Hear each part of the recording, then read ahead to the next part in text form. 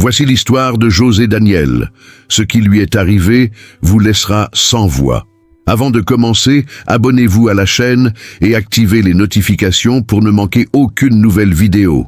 Des vidéos passionnantes chaque jour. Votre abonnement fait toute la différence.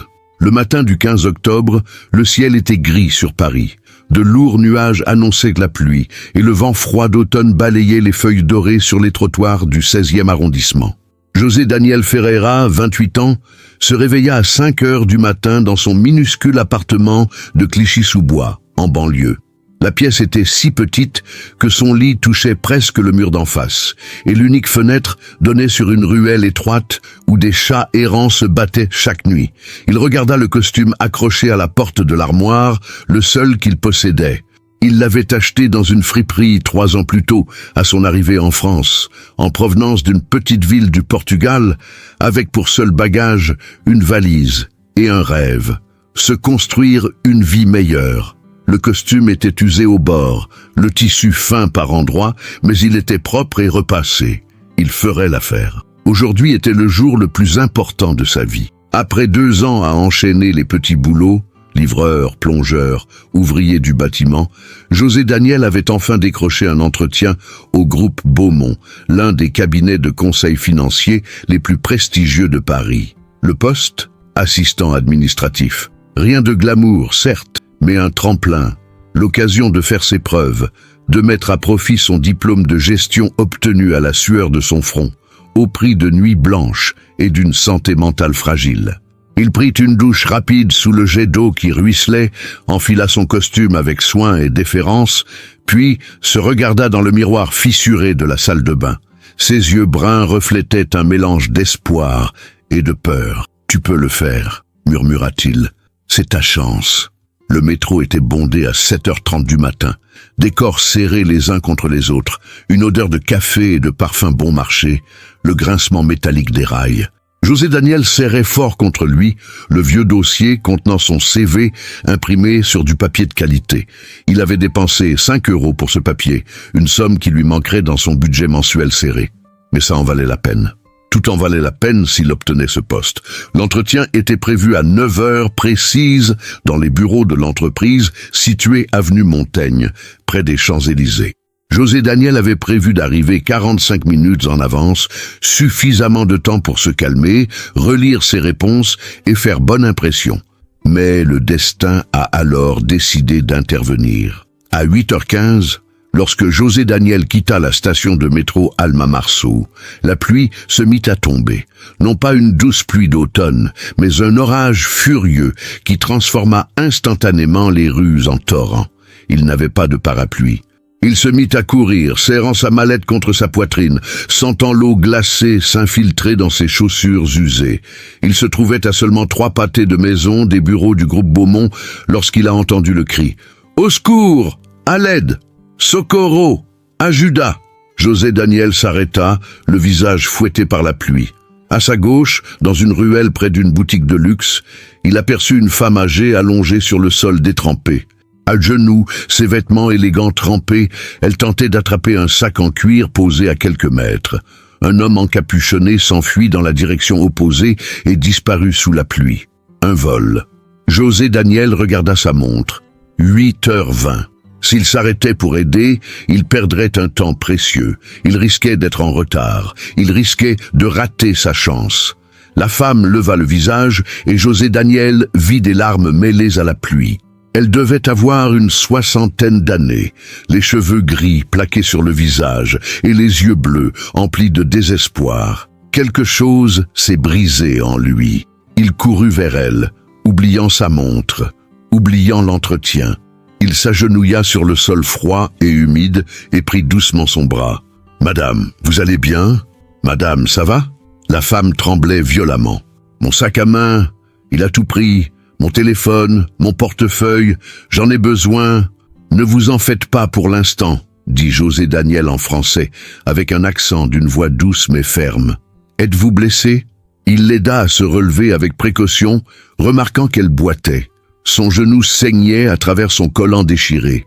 José Daniel ôta sa veste, celle qu'il avait repassée avec tant de soin le matin même, et la posa sur les épaules de la femme. « Il faut appeler la police, a-t-il dit, et vous avez besoin de soins médicaux. Je n'ai pas de téléphone, dit-elle, la voix brisée. Il a tout pris. José Daniel attrapa son téléphone portable, un vieux modèle à l'écran fissuré, et composa le numéro d'urgence. En attendant, il réalisa qu'il était déjà 8h35.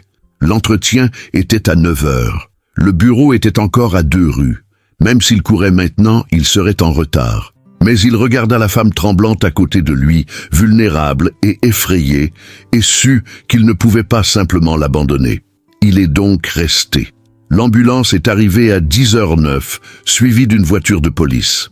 José Daniel était resté auprès de la femme tout ce temps, la protégeant de la pluie du mieux qu'il pouvait et lui parlant doucement pour la calmer. Il apprit qu'elle s'appelait Marguerite Beaumont, qu'elle vivait seule depuis son veuvage 5 ans auparavant et qu'elle revenait d'un rendez-vous chez le médecin lorsqu'elle a été agressée. Le nom de Beaumont résonnait dans l'esprit de José Daniel, mais il était trop préoccupé par la situation pour traiter l'information. Les ambulanciers ont examiné le genou de Marguerite et ont décidé de la conduire à l'hôpital pour un examen plus approfondi. Elle a serré la main de José Daniel avec une force surprenante. « Tu n'étais pas obligé de rester, » dit-elle, ses yeux bleus fixés sur les siens. « Mais tu es resté. Pourquoi ?» José Daniel haussa les épaules, mal à l'aise face à l'intense gratitude qui brillait dans ses yeux. N'importe qui aurait fait la même chose. « Non, » dit-elle fermement. « La plupart des gens seraient le passé sans s'arrêter. Je l'ai vu dans leurs yeux.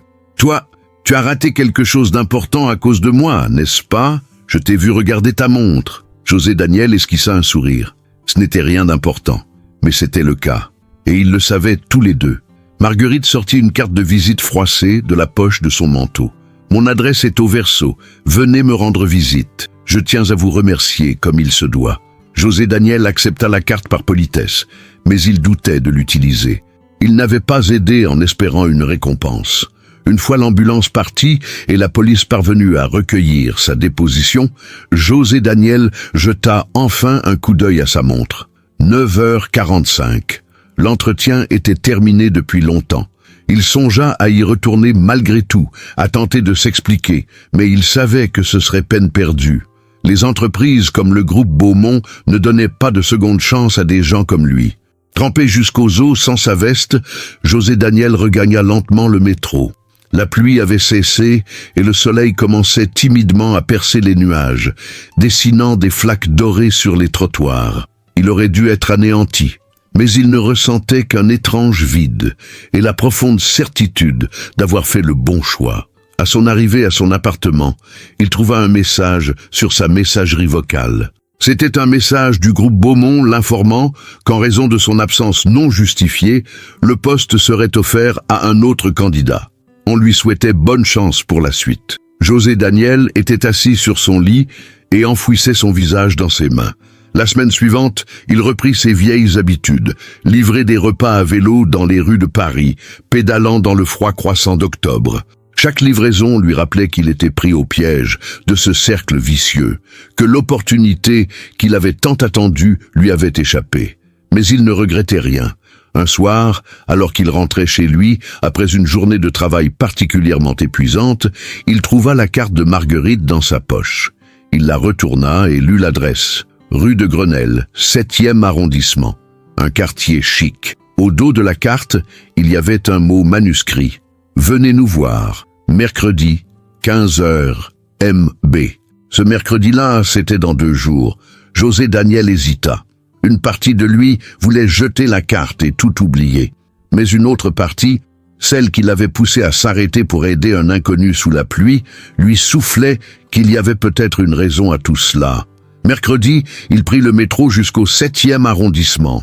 L'adresse de Marguerite était un élégant immeuble en pierre claire, orné de balcons en fer forgé et de portes en bois massif. Un portier en uniforme le regarda avec suspicion lorsqu'il annonça sa venue. « Madame Beaumont vous attend », dit finalement l'homme, la surprise clairement perceptible dans sa voix.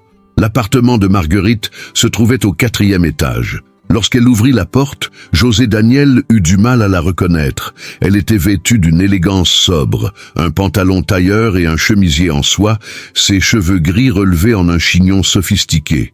Son genou était bandé, mais elle se déplaçait avec grâce. « José Daniel », dit-elle chaleureusement en l'embrassant sur les joues à la française, « je suis si heureuse que tu sois venu. Entre, je t'en prie. » L'appartement était somptueux.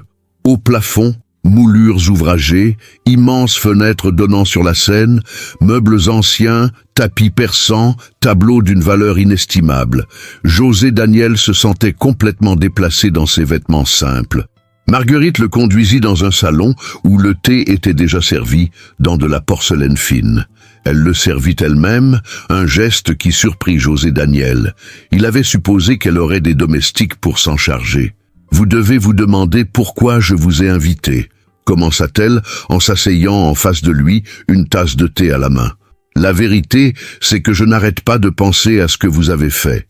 Vous avez fait un sacrifice important pour moi. Je l'ai vu dans vos yeux ce jour-là. » José Daniel se tortilla mal à l'aise. « Je n'ai fait que ce qui était juste. » « Exactement. » Marguerite sourit. « Et c'est pourquoi je veux savoir, qu'est-ce qui vous a manqué ce matin-là » Il hésita, mais il y avait quelque chose dans sa façon de poser la question, sincère, sans jugement, qui le poussa à répondre honnêtement. « Un entretien d'embauche, chez Groupe Beaumont. » Le silence qui suivit était assourdissant. Marguerite reposa la tasse sur la soucoupe, les mains tremblantes. « Groupe Beaumont », répéta-t-elle lentement. « Mon mari a fondé cette entreprise il y a 40 ans. À son décès, il me l'a léguée. J'en suis la présidente du conseil d'administration. » José Daniel sentit le sol se dérober sous ses pieds. José Daniel ne savait pas quoi dire. Il restait assis là, fixant Marguerite Beaumont, la femme qui l'avait aidé, celle dont le nom figurait en haut de la liste de l'entreprise où il aurait dû passer l'entretien, essayant de comprendre cette incroyable coïncidence. « Je ne savais pas », parvint-il finalement à dire. « Je jure que je ne savais pas qui vous étiez. Je sais. » Marguerite se pencha en avant, les yeux d'un bleu profond. « Et c'est précisément pour cela que cela compte. Tu ne m'as pas aidé en attendant quelque chose en retour, tu m'as aidé parce que tu es quelqu'un de bien. » Elle prit un dossier en cuir qui se trouvait à côté de son fauteuil, l'ouvrit et en sortit le CV de José Daniel, celui-là même qu'il avait fait imprimer sur du papier de luxe, celui-là même qui avait été trempé par la pluie et qu'il avait jeté à la poubelle quelques jours auparavant. « Comme toi, le service des ressources humaines conserve les CV de tous les candidats pendant au moins 1 mois, a-t-elle expliqué. Lorsque vous m'avez communiqué votre nom, j'ai vérifié votre profil. J'ai lu vos qualifications, votre expérience et vos lettres de recommandation. Vous correspondez parfaitement au profil recherché par notre entreprise. » José Daniel sentit l'espoir renaître en lui, mais il se força à la prudence. « Je ne suis pas venu ici pour demander un emploi. Je sais, mais je vous propose quelque chose, pas le poste pour lequel vous avez postulé, ce serait trop simple. » Marguerite sourit d'un air énigmatique. « Je vous offre une opportunité, une chance de faire vos preuves d'une manière qu'aucun entretien traditionnel ne pourrait révéler. Que veux-tu dire ?» Marguerite se leva et se dirigea vers la fenêtre donnant sur le fleuve. La lumière de l'après-midi illuminait son profil, et José Daniel perçut la force qui se cachait derrière l'élégance. C'était une femme qui avait bâti un empire. « Notre entreprise est à la croisée des chemins », a-t-elle déclaré. « Nous avons connu le succès financier, mais nous avons perdu quelque chose en cours de route. L'humanité, la compassion, les valeurs que mon mari chérissait. Je recherche quelqu'un qui puisse m'aider à faire renaître ces valeurs, non seulement en théorie, mais aussi en pratique. » Elle se tourna vers lui. « Je veux que tu travailles pour moi, non pas comme assistant administratif, mais comme mon assistant personnel. Tu travailleras directement avec moi, tu apprendras le métier de A à Z et tu m'aideras sur un projet spécial. La mise en place d'un véritable programme de responsabilité sociale d'entreprise. » José Daniel avait du mal à croire ce qu'il entendait. « Madame Beaumont, c'est trop. Je n'ai aucune expérience pour... » « Vous avez exactement l'expérience requise, » l'interrompit-elle doucement. « Vous connaissez la lutte, Vous connaissez le sacrifice. Vous savez ce que signifie faire des choix difficiles. Mais il y a une condition. Il y avait toujours une condition, pensa José Daniel. D'abord, vous travaillerez bénévolement pendant 3 mois, une période d'essai. Durant cette période, vous serez confronté à des défis qui mettront à l'épreuve non pas vos compétences techniques, mais votre caractère. Si vous réussissez, le poste sera à vous définitivement, avec un salaire à la hauteur de vos responsabilités. Si vous échouez, elle haussa les épaules. Alors, nous saurons tous les deux que ce n'était pas fait pour être. 3 mois sans salaire, s'est inquiété José Daniel. J'ai déjà du mal à payer mon loyer. Je prendrai en charge vos dépenses de base pendant la période d'essai, dit rapidement Marguerite. Loyer, nourriture, transport.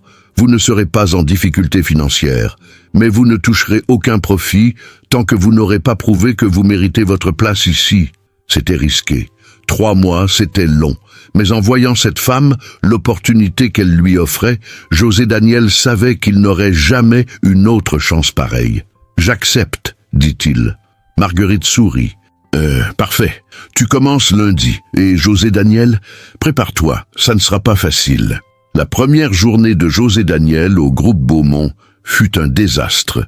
Il arriva à 8 heures du matin, vêtu d'un costume neuf que Marguerite avait insisté pour lui acheter.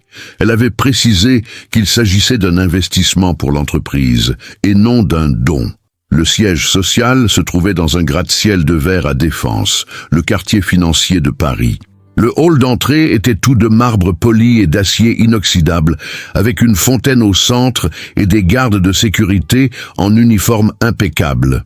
José Daniel fut conduit au 22e étage, où se trouvait le bureau de direction de Marguerite. Son assistante, une femme d'âge mûr nommée Céline, le regarda avec un dédain à peine dissimulé. « Alors, vous êtes la nouvelle protégée de Madame Beaumont, dit-elle d'un ton sarcastique. On en a vu des tas comme vous. Elles ne durent jamais plus d'1 mois. Avant que José Daniel n'ait pu répondre, la porte du bureau de Marguerite s'ouvrit. Mais ce n'était pas Marguerite qui sortit, mais un homme d'une 40aine d'années, vêtu d'un costume à 3 000 €, avec des cheveux blonds parfaitement coiffés, une mâchoire carrée et des yeux glacials. « Vous devez être José Daniel Ferreira », dit l'homme en tendant la main avec un sourire qui n'atteignait pas ses yeux. Philippe Dubois, directeur des opérations. José Daniel serra sa main, sentant la force excessive de la poigne, une épreuve de domination. « Ma mère m'a parlé de vous », poursuivit Philippe d'un ton désinvolte, mais José Daniel perçut une pointe d'amertume. « Quelle chance vous avez, n'est-ce pas? Être au bon endroit au bon moment, ça doit être agréable d'avoir des favoris. » « Philippe !»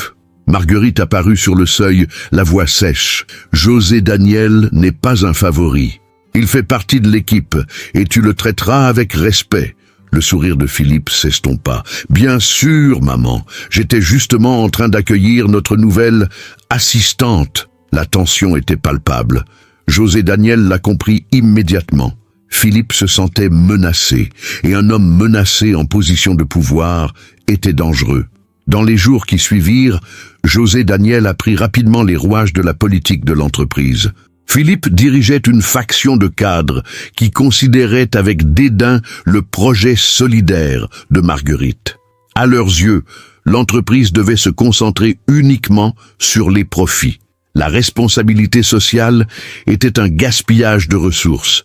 Philippe s'est donné pour mission de rendre la vie impossible à José Daniel. Il lui a confié des tâches impossibles, assorties de délais irréalistes. Il a critiqué publiquement son travail. Il a répandu des rumeurs selon lesquelles il couchait avec Marguerite pour obtenir le poste. José Daniel a tout enduré en silence. Il savait que c'était une épreuve non seulement pour Marguerite, mais pour la vie. Se plaindre, c'était échouer.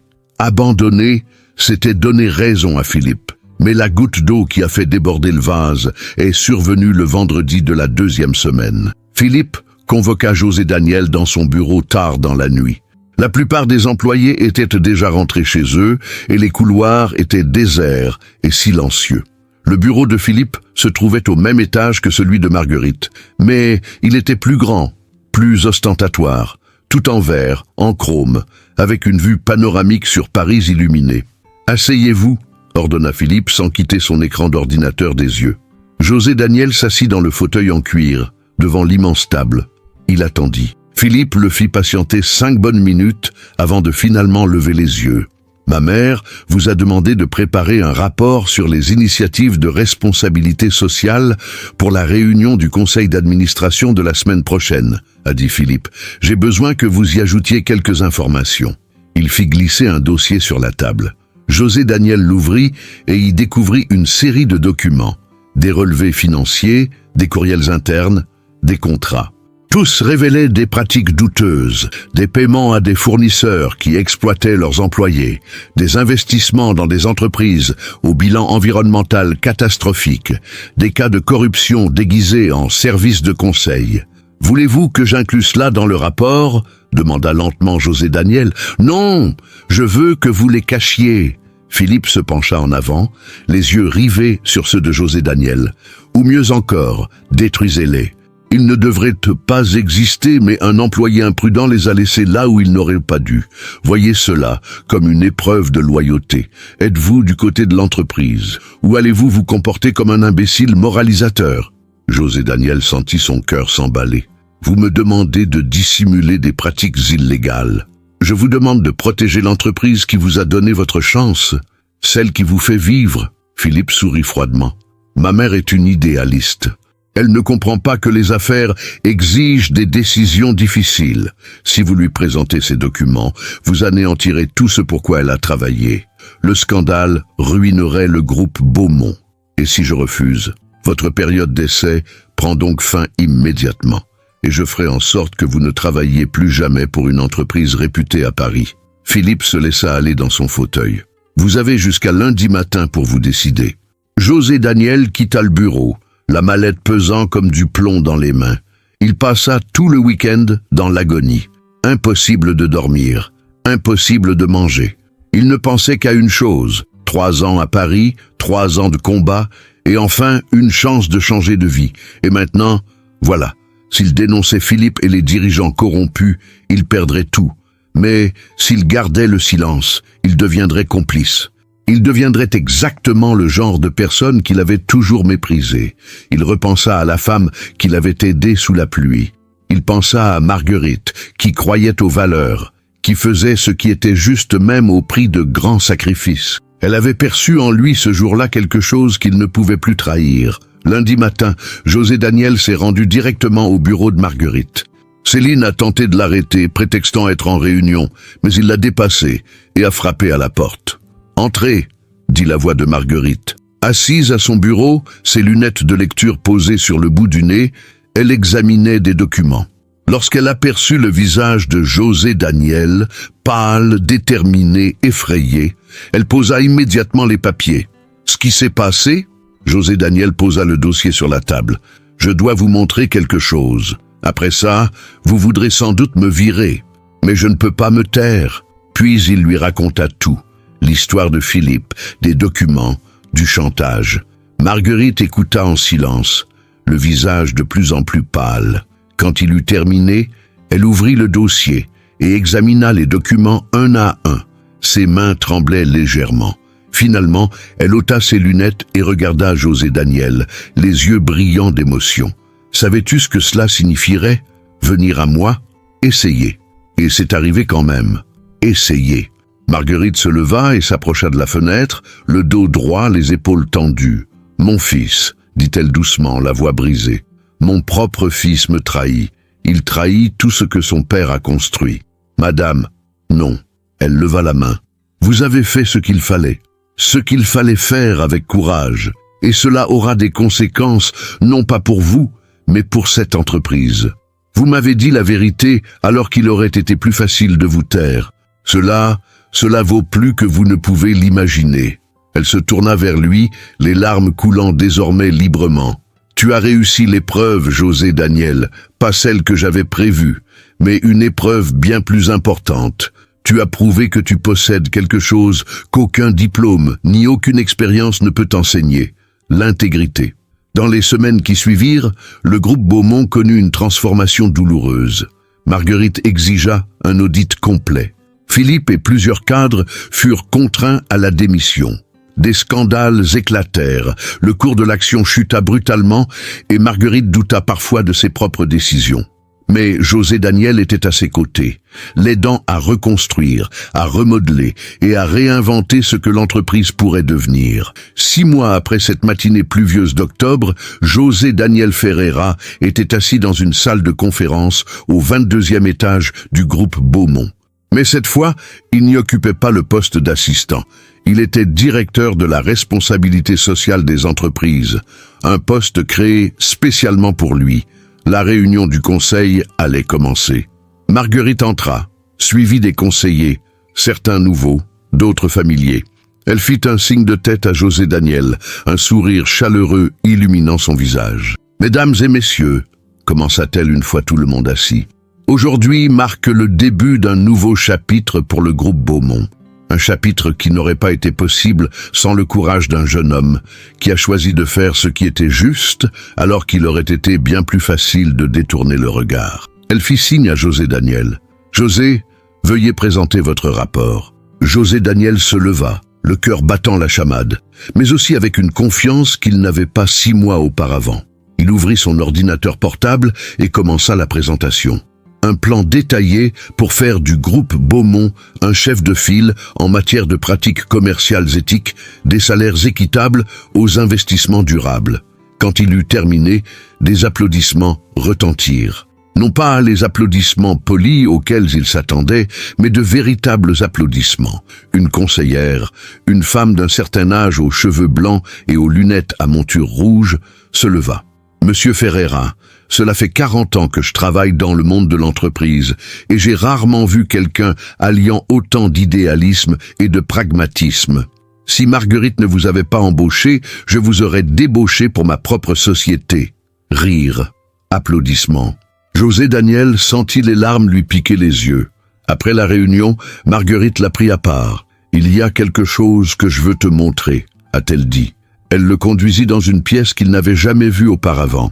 Plus petite, plus intime, avec des photographies au mur, des photographies d'un homme d'âge mûr au sourire doux et aux yeux brillants. « Mon mari, Antoine », dit doucement Marguerite. Il a fondé cette entreprise avec un rêve, réussir sans sacrifier l'humanité. Après sa mort, j'ai essayé de perpétuer ce rêve, mais c'était difficile. Philippe était jeune, ambitieux, et peu à peu l'entreprise a changé. Elle est devenue quelque chose qu'Antoine n'aurait plus reconnu. Elle effleura l'une des photos. Et puis tu es apparu, un parfait inconnu qui m'a aidé sous la pluie, qui a sacrifié sa carrière pour ma sécurité. Et j'ai su qu'Antoine m'avait envoyé un signe, qu'il existait encore des gens comme lui. José Daniel ne sut que dire. Marguerite se tourna vers lui et prit ses mains dans les siennes. « Tu m'as redonné espoir, José Daniel. Tu m'as rappelé pourquoi ça vaut la peine de se battre, et pour cela, je te serai éternellement reconnaissant. C'est moi qui devrais vous remercier, dit-il d'une voix rauque. Vous avez changé ma vie. » Non, Marguerite sourit. Tu as changé ta propre vie. Je t'ai seulement donné l'opportunité. Tu as choisi ce que tu en as fait. 3 ans plus tard, José Daniel se trouvait dans la même ruelle où il avait aidé Marguerite. C'était un après-midi ensoleillé de printemps et Paris vibrait de fleurs et de touristes. Essayez à nouveau, ET. Il y retournait 1 fois par an, comme pour un pèlerinage personnel, un rappel de ses origines. Il était alors vice-président à l'impact social du groupe Beaumont. L'entreprise était devenue un modèle de responsabilité sociale, récompensé par de nombreux prix et une reconnaissance internationale.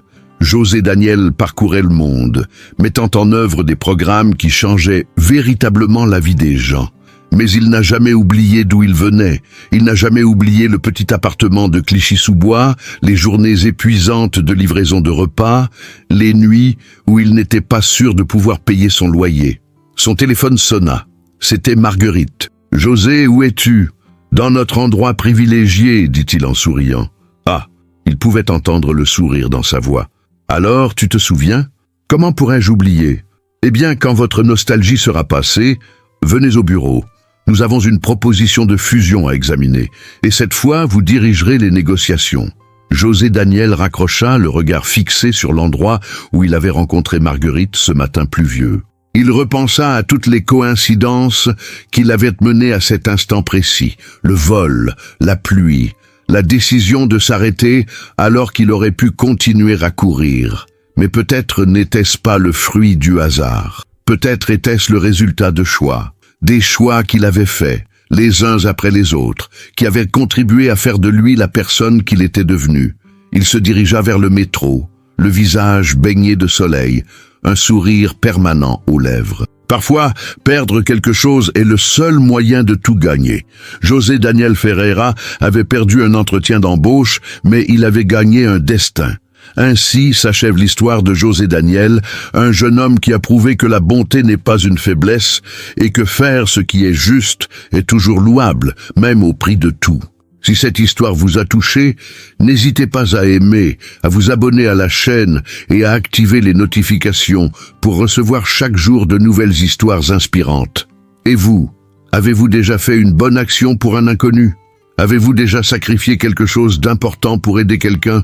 Partagez votre histoire dans les commentaires, nous serions ravis de la lire. À bientôt pour une nouvelle histoire. Et n'oubliez pas, votre gentillesse peut changer bien plus de vies que vous ne l'imaginez.